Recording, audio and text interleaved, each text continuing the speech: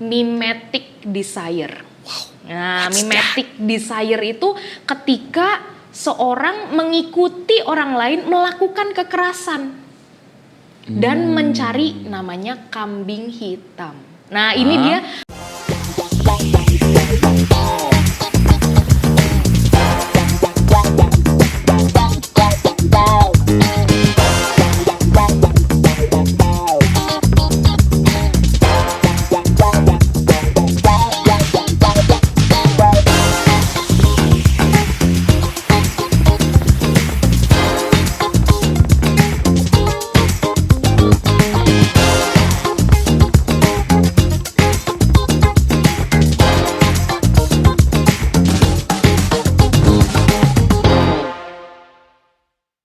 Halo semua anggota Jemaat GKI Beringin Semarang dan juga siapapun yang menonton acara kita Easter Talk Show GKI Beringin 2024 sponsored by Panitia Paskah GKI Beringin 2024.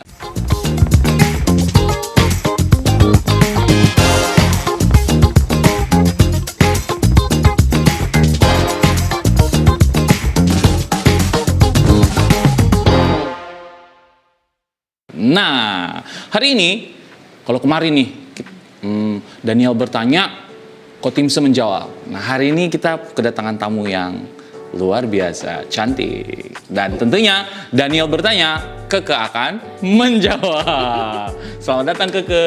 Selamat datang juga. Thank you Kak Daniel. Oh, ya, Oke. Nah, makasih ya udah mau join-join nih di acara Easter Talk Show kita. Udah siap belum? Semoga. Oke. Langsung aja ya semuanya. Oke. Nah, Keke. Jadi, Keke udah tahu belum nih kenapa alasan Panitia Paskah mengundang Keke di acara Easter Talk Show ini? Katanya sih mau bicarain soal itu loh Kak, yang biasa terjadi di Jumat Agung. Oh ya? Iya. Apa ya? Pokoknya yang biasa. Perjamuan. Nah itu biasanya tuh juga ada pengenangan kita akan penyaliban Yesus. Oh, biasanya betul. Kenapa? Tahu nggak Keke kenapa? Karena itu tuh menjadi perdebatan juga ternyata. Oh. Ada yang suka, merasa tertolong, tapi ada yang nggak suka. Nah, jadi Bapak Ibu, tema pembicaraan kita hari ini, talk show kita hari ini adalah penyaliban Yesus. Apakah selalu harus ditayangkan? Nah, menurut Keke sendiri gimana? Nah, tapi sebelum itu ya Keke, ini kita mulai dulu dengan pertanyaan pertama. Menurut Keke, seberapa besar sih pengaruh seni dalam atau di dalam konteks gereja, dalam konteks kegiatan liturgi gereja itu? Nah, misalnya contoh nih drama atau reka ulang yang bersifat biblik itu sebenarnya seberapa besar sih pengaruhnya? Sebenarnya seni dengan gereja itu kayak sahabat sejati Kak. Dari dulu lama banget. Jadi antara seni dengan gereja selalu bersahabat. Bergandengan? Bergandengan tangan. Bergandengan tangan. Keluarga Allah. Oh wow. Nyanyi dong kita ini. Oke. Pokoknya gereja tuh dulu selalu bersahabat dengan seni. Makanya seniman-seniman terkenal di dunia, misalnya kalau kita mau dengar Mozart. Oh iya. Tentang juga Bach. Itu juga terkenal di gereja Kak. Dia mengkompos lagu-lagu Gerejawi. kita, betul. Nah, berarti seni dan gereja sudah lama banget ada. Terutama tadi ya, drama dan juga berbagai macam mungkin puisi. Ya. Kalau puisi dijadikan doa itu dari dulu ada. Bahkan dari dulu Kakak dan itu gereja suka mengadakan parade. Oke. Ya, parade itu kadangkala menampilkan drama-drama yang lain daripada drama-drama kita biasa sekarang. Kalau sekarang kan gereja-gereja banyak mungkin tentang Yesus, makan bersama dengan para murid, Yesus lahir misalnya yang kemarin kita rayakan di Natal. Nah, kalau gereja zaman dulu bahkan misalnya ya Kak tentang setan, tentang neraka diparadein. Neraka tuh seperti apa sih? Atau surga itu seperti apa? Kayak memberi gambaran gitu. Betul.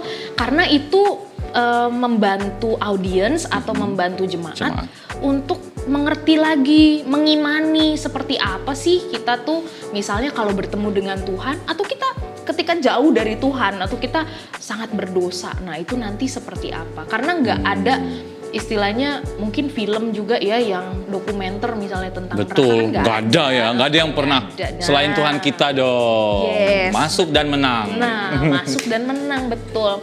Maka dari dulu drama pun ada Kak di dalam gereja. Tapi itu based on Bible atau gimana? Betul, rata-rata based on Bible. Kadangkala mereka juga kolaborasi dengan seniman itu. Misalnya seniman itu misalnya mau buat ada tambahan dialog. Itu kan kadangkala tambahan dialog ini juga nggak ada ya di dalam Alkitab. Tapi kalau itu membangkitkan iman dari jemaatnya, boleh ditambah. Jadi sebenarnya seni itu sendiri sudah akrab banget dengan gereja. Yes, sejak dulu. Bukan baru sekarang ada pementasan.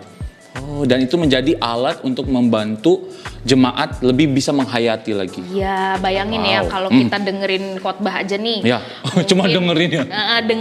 Dengerin aja. Mungkin 30 menit kita masih masuk. Tapi 1 jam, 2 jam susah. Makanya dulu bagaimana caranya supaya firman-firman ini masuk? Pasti dari seni, entah dari nyanyian, tentang monolog juga, dari dulu banyak banget monolog, lalu juga drama. Itu pasti ada di gereja. Oke, keren. Tapi ngomong-ngomong nih, karena kita kan dalam masa raya Paskah ya, persiapan Paskah ya, kalau bagaimana dengan reka ulang penyaliban Yesus sendiri? Nah, itu kan seringkali itu terjadi perdebatan misalnya itu jangan dong, atau adegannya jangan kayak gini, salibnya jangan kayak gini. Nah, itu sebenarnya gimana sih kedudukan yang maksudnya posisi yang pas, jadi bisa membantu tapi juga nggak menyampingkan ya mungkin etika atau hal-hal yang menyangkut dengan moral dan juga hal-hal yang menyangkut dengan sadis tidaknya gitu. Nah, itu gimana sendiri kalau tentang proses penyaliban? Ya, sebenarnya drama penyaliban Yesus itu udah lama banget jadi perdebatan kadang. Berarti apakah udah lama ini ya? Masuk atau enggak, lalu caranya gimana? Apakah sesuai penggambarannya? Kadang kan juga Yesusnya cengar-cengir. Betul, gitu masih ya. bisa ketawa-ketawa. Masih bisa ketawa misalnya contoh. Atau maaf, Yesusnya nggak berdarah-berdarah. Tapi kan juga masalah ya Kak kalau itu berdarah-berdarah. Ya. Nah Kak, sebenarnya saya mau kenalin salah satu teolog. Oke. Dia sebenarnya datang dari antropolog. Dan dia ini penulis dan suka sastra Kak. Namanya René Girard. René Girard. Oke. Dia dari Prancis. René Girard. Yap. Dan René Girard ini melihat bahwa di dalam sastra-sastra itu, semua sastra di dunia ini dia lihat itu selalu punya yang namanya mimetic desire. Nah, mimetic desire itu ketika seorang mengikuti orang lain melakukan kekerasan dan mencari namanya kambing hitam. Nah, ini dia menarik nih, dia punya teori kambing hitam Kak. Jadi menurut René Girard, kita tuh kadang nggak tahu apa yang kita inginkan di dunia ini. Nah, kalau kita bicara soal Yesus, René Girard melihat bahwa ketika Yesus disalib, ini mengungkap kejahatan manusia tentang kambing hitam. Coba ya, kita sadar atau nggak sadar nih ya Kak, ketika kita mau punya sesuatu, misalnya ya, kita mau punya tablet, kita mau punya mungkin jam tangan, nah pokoknya sesuatu yang orang lain juga mau. Pernah nggak kita berpikir, kenapa kita mau hal yang sama dengan dia mau? Enggak kan? Itu kan terjadi kayak ya udah aku pengen. Aku pengen aja. Semua orang pengen tas mewah. Aku juga mau tas mewah misalnya. Semua orang pengen mobil baru. Aku pengen mobil baru. Nah, hal inilah yang membuat banyak konflik terjadi. Maka orang-orang itu menentukan Kak di dalam konflik itu siapa yang harus kalah, siapa yang harus menang. Nah, disinilah teori kambing hitam itu ada. Kenapa Yesus bukan kambing hitam, tapi Yesus membuka masalah bahwa orang-orang sering kali mengkambing hitamkan karena Yesus bukan korban. Jadi Yesus kalau di dalam bahasa Indonesia ya, bahasa Indonesia kan terbatas ya. Kalau kita mau bicara soal korban, itu cuma ada kata korban. Padahal korban bahasa Inggrisnya kan victim. Ya, victim. Lalu, tapi ada juga korban yang sacrifice. Yap. Jadi dengan kerelaannya. Ya, betul. Kerelaan. Makanya kita pinjem kata teman kita dari Muslim, kurban. Nah, sekarang kenapa? harusnya kita ganti itu. Kalau kita bicara soal korban Yesus, dia bukan korban. Berarti dia bukan yang dipaksakan, iya, bukan betul. dibawa untuk dibantai. Yes, kadang kan kita nggak tahu, kenapa ya misalnya dibully atau kenapa ya kita yang nggak dapet tas mewah itu misalnya gitu ya. Kenapa kita kambing hitam? Kenapa kita kambing hitam? Wah, itu korban. Oh, iya. Tapi Yesus tidak demikian. Yesus tahu bahwa dia akan menderita, dia akan mati, tetapi dia akan bangkit dan menang. Maka dia kurban. Menginisiatif, Ya. berinisiatif. Dan di atas kayu salib itu menurut René Girard, Yesus menyatakan, akulah korban yang akan menyembuhkan kamu. Wow. Tidak boleh lagi ada kurban begini, karena cukup aku. Satu. Iya. I see. Yesus Wow. tuh sebenarnya berteriak kepada kita, nggak boleh lagi ada korban seperti ini, cukup aku. Nah, sekarang kalau Tuhan aja gitu ya, itu bilang begitu. Lalu gimana kita dengan reka ulang? Terus yang parah lagi, Kak, Oke. itu di Filipina, mereka setiap kali Jumat Agung itu mereka mengadakan perjalanan Via Dolorosa? Via Dolorosa yang benar-benar jalan, lalu mereka mencambuki dirinya sendiri sampai berdarah beneran. Ini beneran. Lalu mereka sampai di sebuah bukit dan mereka minta untuk dirinya disalibkan. Ini kan lucu gitu loh.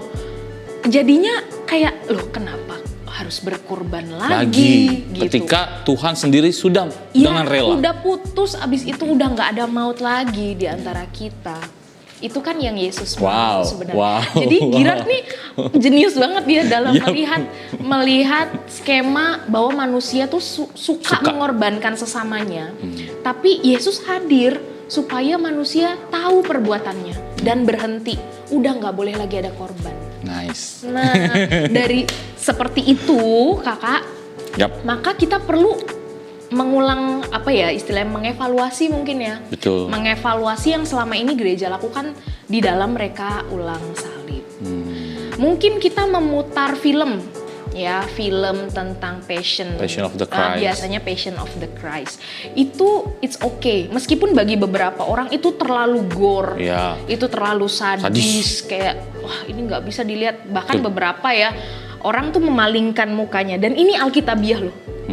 Ketika Yesus disalibkan, banyak orang memalingkan mukanya karena terlalu sadis, terlalu jijik, terlalu parah yang dialami oleh Yesus. Nah, ini jadi sebuah pertanyaan harusnya kepada gereja. Apakah dengan mengadakan reka ulang itu, dampaknya tadi ya, iman itu semakin bertumbuh? Atau malah jauh? Ya, itu yang nggak boleh gitu. Jadi kalau itu dilakukan misalnya, lalu yang menjadi Yesus gitu ya, itu harus membawa balok kayu yang berkilo-kilo. Bahkan kan ada yang cedera-cedera. Iya, betul, cedera-cedera. Yang jadi Yesus sendiri kan yang di dalam Passion of the Christ juga mengalami itu cedera, ya? Sampai geser betul. tulang di sininya. Nah, itu berarti memang sebuah kekerasan yang sebenarnya kalau kita bayangkan memang tidak diminta Yesus untuk diulang. Cukup dia. Iya. Cukup dia. Nah, dari situlah banyak gereja, terutama juga GKI itu menyatakan, oke, untuk reka ulang ini kami tidak akan lakukan lagi. Karena lebih banyak orang takut gitu ya di dalam Jumat Agung. Lalu orang juga merasa sedih, mungkin ibu, kita juga nggak bisa merasakannya, ibu dari si anak laki-laki yang jadi Yesus, misalnya kakak, betul, kakak jadi Yesus, lalu dicabukin beneran. Bagaimana perasaannya? Bagaimana perasaannya gitu ya? Kalau itu membawa lebih banyak dampak yang buruk, yuk kita evaluasi lagi. Supaya drama yang betul-betul kita mau berikan itu menggugah iman kita semakin dekat. Oh iya ya, Tuhan tuh benar-benar mencintai saya. Misalnya gitu ya. Yang aku suka ada tapi drama yang tentang reka salib Yesus yang aku suka banget. Dia nggak terlalu banyak cabukan, tapi dia cuma menunjukkan tiba-tiba Yesus ada di atas Kayu salib gitu ya. Tapi di hati Yesus itu ada kaca. Wow. Dan keren ya kalau wajah kita terlihat dong. Yes. Oh my god. Wajah kita terlihat. Jadi itu menghadap ke jemaat gitu. So deep. Yes. Menghadap ke jemaat gitu, dan jemaat kayak di dalam hati Yesus itu ada saya. Ada saya. Gitu kan. Tapi tanpa perlu cambuk-cambuk, tanpa darah-darah, tanpa yang gimana-gimana banget gitu. Itu menurutku itu malah dalam banget ya. Dapat banget. Tapi kalau cambuk-cambuk dan lebih banyak maki-maki atau jalan gitu kan. Itu kan lebih banyak orang takut dan nggak fokus lagi ke dalam ibadah. Terutama anak-anak kan. Kadang mereka malah nangis. Betul. Dan anak-anak tuh serem juga kalau dia takut tuh bisa kejang Betul. Jadi itu sih Kak tentang reka salib. Tapi nih misalnya nih ada situasi di mana akhirnya mungkin nggak digabringin, tapi ada anggota jemaat kita yang mungkin berada di suatu tempat dan ternyata harus diperhadapkan dengan reka ulang ini. Nah kira-kira bagaimana solusi yang mungkin Keke bisa tawarkan? Jadi harus berada di dalam situasi itu tapi tetap bisa dibantu untuk memaknai dari proses penyaliban ini tanpa merasa terganggu dengan mungkin tindakan-tindakan sadis atau gore yang coba ditampilkan. Yes. Oke, gimana nih Kak? Memang ini terdengar agak egois ya Kak. Tapi aku juga pernah merasakannya. Maksudnya ketika berarti based on aku tahu bahwa experience. Tuhan bilang ini cukup, kenapa ada korban lagi gitu. Lalu aku diperhadapkan dengan reka ulang kayak tadi gitu ya, yang kayak banyak yang ngomong sih kotor-kotor, lalu cambuk-cambuk dan lain sebagainya. Lalu aku berkata ke diriku sendiri, aku tapi nggak mau supaya Jumat Agung ini sia-sia. Aku tetap mau betul. supaya Jumat Agung ini berarti bagiku. Akhirnya yang kulakukan itu aku cuma fokus ke wajah Yesusnya. Oke. Aku nggak lihat tentaranya. Aku nggak lihat orang-orang banyak yang mengikuti. Dan untungnya waktu itu yang memerankan Yesus betul-betul bisa menghayati perannya. Nah, itu membantuku sehingga aku tetap fokus pada Yesus betul-betul mencintaiku di atas kayu salib gitu. Sampai ini bukan main-main, ini bukan main-main gitu. Meskipun itu kayak horor gitu, tapi menurutku aku bisa fokus aja lah ke muka Tuhan Yesus kayak gitu. Jadi itu salah satu cara sih. Nice. Berarti dengan cara berfokus ya? Iya, cara lain ada Kak. Apa itu? Terjun dong bidang pelayanan. Gimana nih? Ini agak menarik ya jawabannya. Kalian ajak ya kalau misalnya Bapak Ibu tertarik, lalu misalnya saya punya ide nih supaya menyampaikan penyaliban Tuhan Yesus tapi dengan penuh makna, tanpa ada unsur-unsur sadis, kekerasan yang nggak perlu sebenarnya, maka ya boleh terjun di dalam pelayanan. Terlibat ya? Terlibat di dalam pelayanan. Karena kita butuh juga ide-ide yang menarik, karena seni itu kan bukan cuma punyanya gereja Kak. Makanya tadi saya bilang seni sama gereja tuh sahabatan. Berpegangan tangan. Harusnya kami bekerja sama, bersahabat dengan seniman yang bahkan mungkin mereka nggak religius, nggak apa-apa, tapi emang dari dulu sahabatnya tuh itu gitu. Tinggal bagaimana kita filter ya. Yes, betul. Dengan prinsip kebenaran firman Tuhan. Oke nih, masih ada pertanyaan lagi nih. Oke. Nah, bagaimana kita, ya, jadi misalnya nanti nih ada yang mau terlibat nih terjun pelayanan. Nah, kira-kira bagaimana atau prinsip-prinsip apa yang harus kita pegang agar kita tuh mampu untuk bisa memiliki batasan yang sehat terkait dengan penggambaran kekerasan, misalnya seperti dalam kasus penyaliban. Karena tentunya kan kisah-kisah Alkitab lain tuh juga banyak, dan nggak semuanya tuh kisah-kisah yang indah-indah. Ada juga kisah-kisah Daud dan Goliat. Nah, itu kan langsung Simpson. Nah, itu berapa orang yang meninggal tuh. Nah, jadi kira-kira apa ya batasan-batasan atau prinsip-prinsip apa yang harus dipegang agar kita punya batasan yang jelas untuk tetap berpikir waras, sehat menyikapi seni dan dalam aktivitas gereja kita.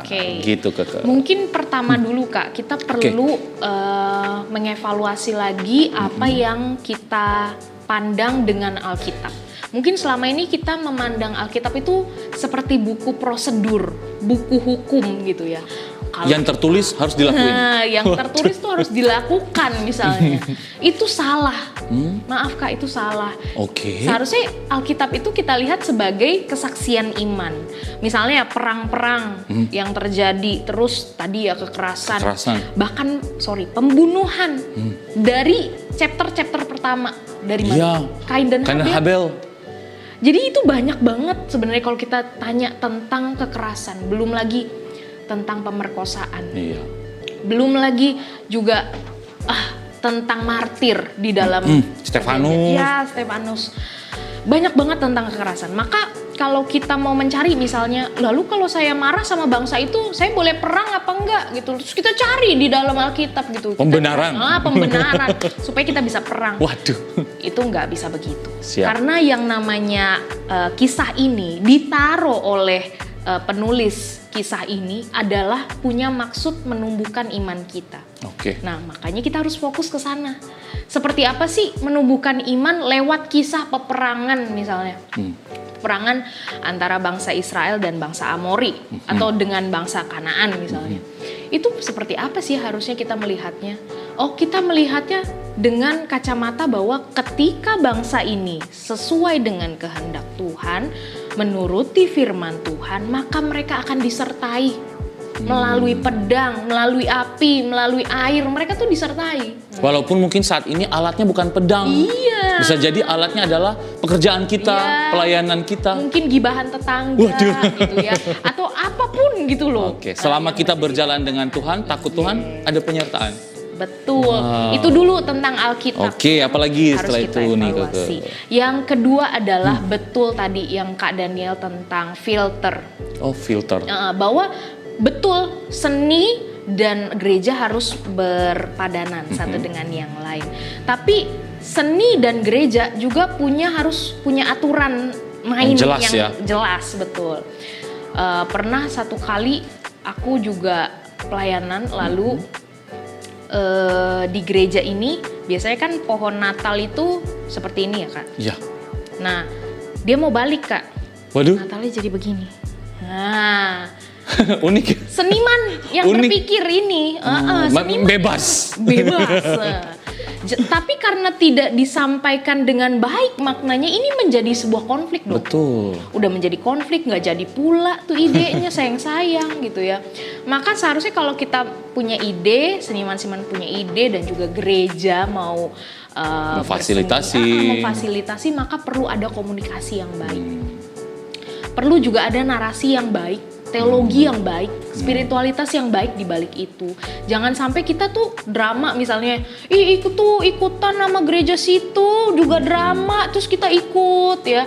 Gereja ngapain kita juga ikut. Itu nggak ada landasan teologis yang baik, nggak ada spiritualitas yang baik. Maka semua karya seni termasuk drama di dalamnya perlu ada landasan yang baik dan kuat gitu. Jadi dua-duanya jalan bersama-sama dengan baik. Saling menjaga.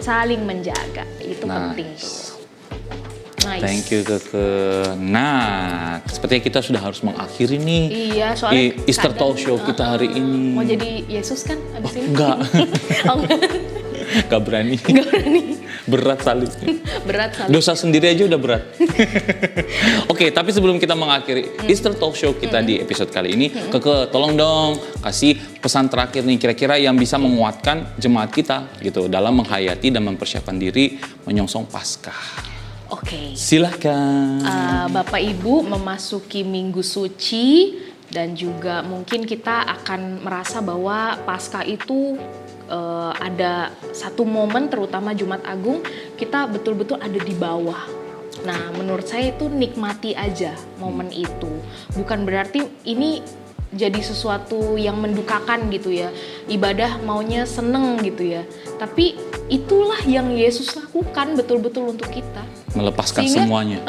Kita kan nggak perlu jadi dia. Betul. Kita enggak, dan Tuhan bersedia ganti kita menjadi seperti itu. Maka dari itu yang bisa kita lakukan adalah betul-betul memaknai Jumat Agung. Kalau di GKI Beringin juga perjamuan kudus kadang, jadi kita perlu persiapkan diri untuk masuk ke perjamuan kudus. Dan saya suka sekali ketika perjamuan kudus juga terjadi di Jumat Agung, karena roti dan anggur itu dibagikan, tubuh itu tercurah bagi kita, darah itu tercurah bagi kita semua, dan itulah Yesus Kristus Tuhan kita. Luar biasa. Thank you Keke. Thank you. Oke, nah Bapak Ibu anggota jemaat GKI Beringin semua dan seluruh yang menonton Easter Talk Show kita di episode kali ini, jangan sampai ketinggalan episode-episode berikutnya. Hari ini Daniel sudah bertanya, Keke sudah menjawab. Nantikan episode berikutnya. Tuhan Yesus memberkati. Dadah.